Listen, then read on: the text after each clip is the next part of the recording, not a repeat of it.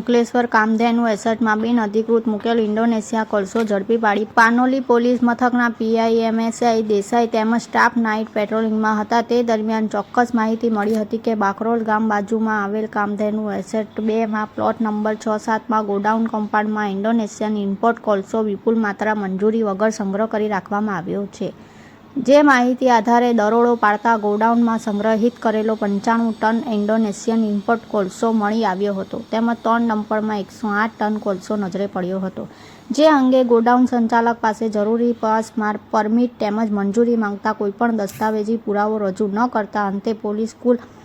268 ton Indonesian import કોલસો જપ્ત કર્યો હતો તેમજ 3 ડમ્પર ટ્રક અને એલ લોડર મશીન જપ્ત કરી કુલ 54.31 લાખ રૂપિયાનો મુદ્દામાલ જપ્ત કર્યો હતો તેમજ સ્થળ ઉપરથી સમીર અલ્તાફ સૈયદ આકાશ ગંગાદીન રાજપૂત કવલજીત સિંઘ સંભેગ સિંઘ કુલવેન્દ્ર સિંઘ જસવંત સિંઘ સુગંધ કુમાર સુરેશ સિંઘની ધરપકડ કરી હતી। તેમની પ્રાથમિક પૂછપરછમાં જથ્થો સુરત હજીરાથી ભરી દહેજ ખાતે પહોંચાડવાનો હોવાની કબૂલાત કરી હતી।